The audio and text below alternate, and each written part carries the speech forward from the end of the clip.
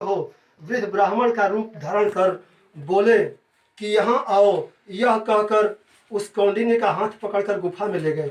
उस गुफा में कौंडिन्य मुनि ने एक नगर देखा जिसमें बड़े ही स्वरूपवान स्त्री पुरुष विद्यमान थे और शुभदायक दिव्य सिंहासन पर भगवान बैठे थे, जिनके अगल बगल शंख चक्र गदा पद्म और गरुड़ शोभायमान हो रहे थे।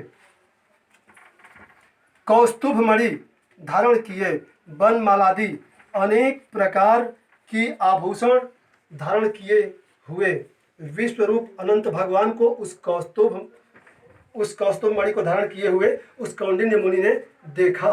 अतिशय प्रकाशमान स्वरूप वाले भगवान को देखकर उनके आगे ऊंचे स्वर से बोले कि हे प्रभु आपकी जय हो। ऐसा कहकर तथा प्रणाम कर बोला, हे नाथ, हे पुंडरीकाक्ष, हम पाप रूप पाप कर्म करने वाले पातकी, हमारी आत्मा पाप रूप है और हम पाप ही में उत्पन्न हैं, रक्षा करें। आप मेरे संपूर्ण पापों को हरने वाले हैं। उस मुनि का वचन सुनकर अनंत देव भी बड़े कोमल वचन में बोले, हे विप्रेंद्र मत डरो, जो तुम्हारे मन में हो कहो। ऐसा सुनकर कौंडिन्य मुनि बोले, हे प्रभु मैंने धन से उन्मत्त हो अनंत का डोरा तोड़ दिया।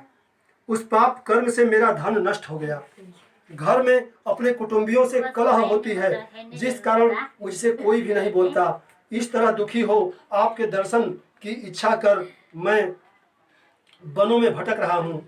हे देवेंद्र, आपने कृपा कर अपना दर्शन दिया। अब मुझ पर दया करके उस पाप की शांति का उपाय कहिए। श्री कृष्ण महाराज बोले कि हे युधिष्ठिर, भक्ति से प्रसन्न हो, देवता क्या नहीं देते। ऐसा उत्तम ब्राह्मण का वचन सुनकर अनंत भगवान कहते हैं कि हे कौंडिन्य, तुम विलंब मत करो, अपने घर जाओ और भक्ति से 14 वर्ष तक अनंत का व्रत करो। इससे संपूर्ण पापों से छूटकर पुत्र पौत्र को उत्पन्न कर इच्छित भोगों को भोग उत्तम सिद्धि को प्राप्त करोगे।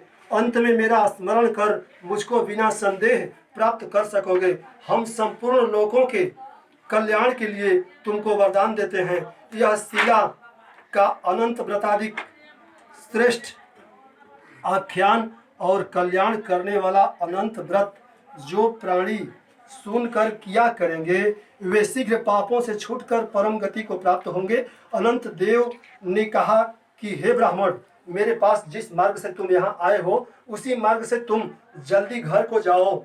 ऐसा सुनकर कौंडिन्य मुनि बोले कि हे स्वामिन, मैं पूछता हूँ सो बताइए। जंगल में घूमते घूमते मैंने कुछ कौतुक देखा। हे जगत गुरु, वह कहो, वह आम का वृक्ष कौन था, वह गौ कौन थी, वह वृषभ कौन था, और कमल कुमुद कहलार से सुशोभित परम सुंदर बड़े जंगल में मैंने 2 पुष्करणी देखी है, सो क्या थी। वह गधा कौन था, वह हाथी कौन था, और उत्तम वृद्ध ब्राह्मण कौन था। अनंत देव बोले कि वह आम वृक्ष वेद विद्या को अच्छी तरह जानने वाला ब्राह्मण था। उसने शिष्यों को विद्या नहीं दी, इसलिए वह वृक्ष हुआ। और जो गौ देखी थी वह बीज को खाने वाली पृथ्वी रही। और जो घास पर वृषभ देखा था वह सत्य नारायण धर्म था। और धर्म अधर्म आदि जो कुछ भी परस्पर देती और लेती रही तथा वेद पाठ वाले ब्राह्मणों को नहीं दिया, भिक्षुओं को जो भिक्षा नहीं दी, उस पाप कर्म से दोनों का जल आपस में इधर का उधर उधर का इधर।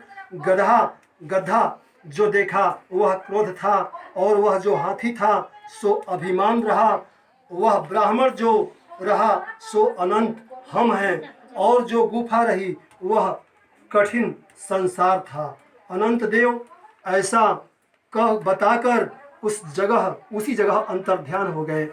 यह सब स्वप्न के समान देखकर उस जगह से मुनि अपने घर को आए और 14 वर्ष तक अनंत व्रत कर जैसा अनंत देव ने कहा था वह व्रत सुख भोग कर अंत में अनंत देव का स्मरण कर अनंत लोक को चले गए। हे राजर्षि, तुम भी यह कथा सुनो और व्रत करो। जिस प्रकार ब्राह्मण को 14 वर्ष में फल प्राप्त हुआ, तुमको भी उसी तरह अनंत देव की कृपा से सब इच्छित वस्तु एक ही वर्ष में कथा सुनकर व्रत प्राप्त करने से प्राप्त होगा। व्रत करने से प्राप्त होगा। हे राजन, व्रतों में उत्तम व्रत मैंने कहा, जिसको सुन प्राणी सब पापों से छूट जाते हैं, इसमें संदेह नहीं है, और हरि चरणों को प्राप्त होते हैं।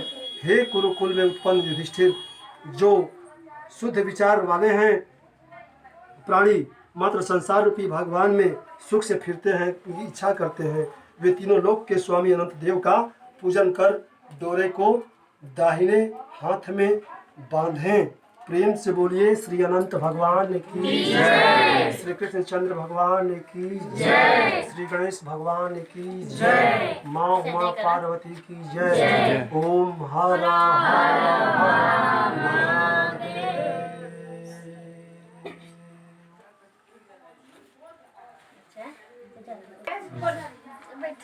बाबा अगर माछी रहे क्या कर चलिए कर जाना हमारी ये बिचारी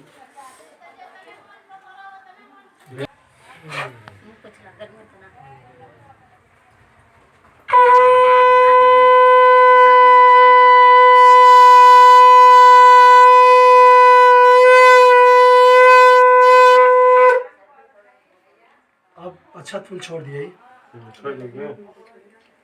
अब